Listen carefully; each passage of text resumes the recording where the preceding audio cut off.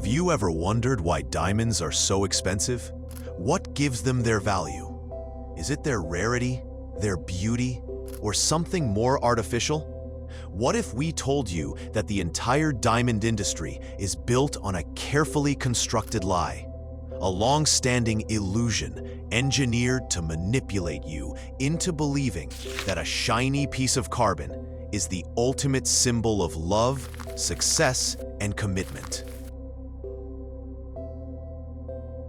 On your favorite channel, R7 Side, we'll uncover the truth about diamonds, their origins, the cartel that shaped their value, the role of advertising in embedding them into our culture, and the dark legacy of conflict, exploitation, and deception that continues to this day.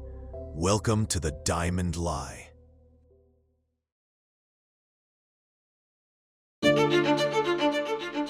Diamonds are not rare. Let that sink in. Despite everything you've been told, diamonds are among the most common minerals found in the Earth's mantle. They form under high pressure and temperature conditions, and with modern mining techniques, extracting them is far from difficult. Before the late 19th century, diamonds were indeed scarce. They were primarily sourced from India and later, Brazil. Their value stemmed from their limited availability. But in 1867, massive diamond deposits were discovered in South Africa. This changed everything. By the 1880s, the South African mines were producing more diamonds than the world had ever seen. The global supply surged, and with it, prices threatened to collapse. To prevent this, a young Englishman named Cecil Rhodes saw an opportunity. Rhodes founded De Beers Consolidated Mines in 1888, and with financial backing from investors like the Rothschilds, he set out to monopolize the diamond trade. The goal was simple: control the supply to manipulate value. De Beers didn't just mine diamonds, they hoarded them. They created the illusion of scarcity by limiting access to the market, stockpiling stones in warehouses, and only releasing enough to meet controlled demand.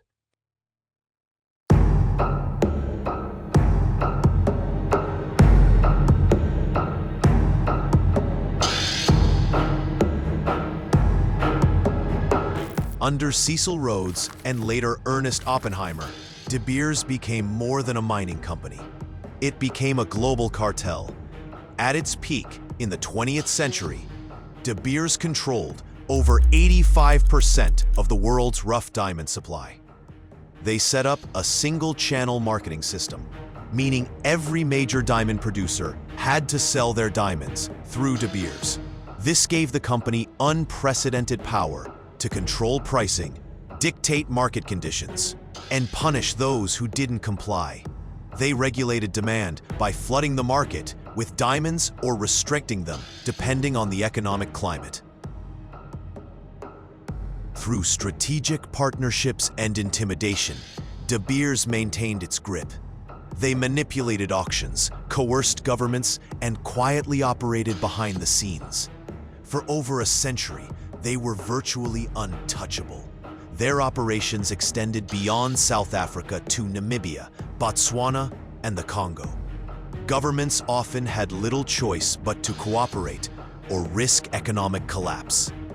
De Beers' monopoly is one of the longest-lasting and most effective in modern economic history. But even this was not enough. They needed not just control of the product, but control of the desire.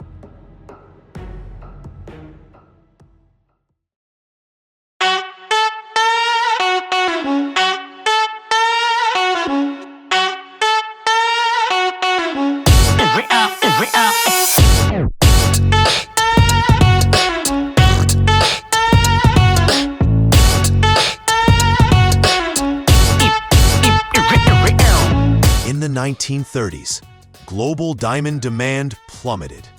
The Great Depression had left consumers with little disposable income, and diamonds were viewed as a luxury few could afford. So De Beers turned to Madison Avenue. In 1938, they hired the advertising agency N.W. Ayer and Son to solve their problem. The agency's solution? Reinvent the diamond as an emotional necessity. They launched an aggressive campaign to link diamonds with love, commitment, and marriage. They infiltrated Hollywood, giving diamonds to stars and embedding them in film scripts. They pushed editorials, fashion columns, and photos showcasing diamonds as an essential part of romance.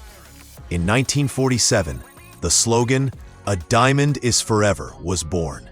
It was more than a tagline. It was psychological programming. Before this campaign, less than 10% of engagement rings in America featured a diamond. By the 1980s, it was over 80%. The campaign redefined social norms. It suggested that if you didn't buy a diamond, you didn't really love your partner. The value of a relationship was measured by the size and clarity of a gemstone. And how much should a man spend? De Beers told you, at least 2 months' salary. A guideline they invented, and millions followed. This was the most successful piece of marketing in history, not just creating demand, but manufacturing an entire cultural tradition from thin air. The story of diamonds isn't just about marketing, it's also about blood. Throughout Africa, the diamond trade has fueled violence, exploitation, and corruption. In countries like Angola, Sierra Leone, Liberia, and the Democratic Republic of Congo, diamonds have been used to fund brutal civil wars. Warlords seized mines, enslaved local populations, and traded stones for weapons. These conflict diamonds, or blood diamonds, financed atrocities, leaving millions dead, displaced, or maimed. De Beers long claimed ignorance, but investigations revealed that the company often purchased diamonds on the open market without tracing their origins, effectively laundering conflict stones into the global supply. In response to global outrage, the Kimberley process was introduced in 2003. It was a certification scheme meant to prevent blood diamonds from entering the market. But the Kimberley process has been widely criticized. Loopholes, corruption, and weak enforcement have rendered it ineffective. Diamonds from war zones still make it to your local jewelry store, labeled as conflict-free. Meanwhile, the communities that mine these stones remain among the poorest on Earth. Let's talk about price.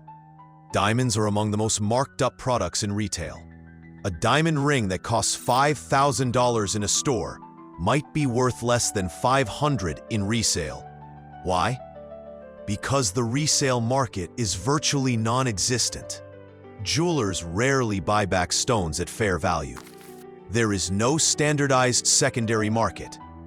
The perceived value of diamonds is propped up by controlled scarcity and marketing, not intrinsic worth. Unlike gold, which has industrial uses and intrinsic value, diamonds are poor investments. They depreciate quickly, and most people who try to resell them suffer major losses. And what about grading? Even that is subjective. The 4 C's, cut, clarity, color, and carat, are determined by labs that often have conflicting standards. The result? Consumers are left in the dark about the true value of what they're buying. In essence, you're buying a product at a luxury price for a manipulated illusion of prestige.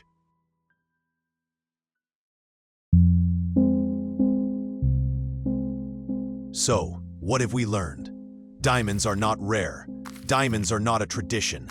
Diamonds are not a good investment. They are a manufactured myth, a triumph of propaganda over reality. The De Beers empire engineered a culture-wide illusion that transformed industrial-grade carbon into the world's most romanticized commodity. But the truth is out. The lie has cracked. And now that you know it, maybe, just maybe, the next time someone offers you a diamond, you'll ask a different question. Not how much did it cost, but why did it cost anything at all?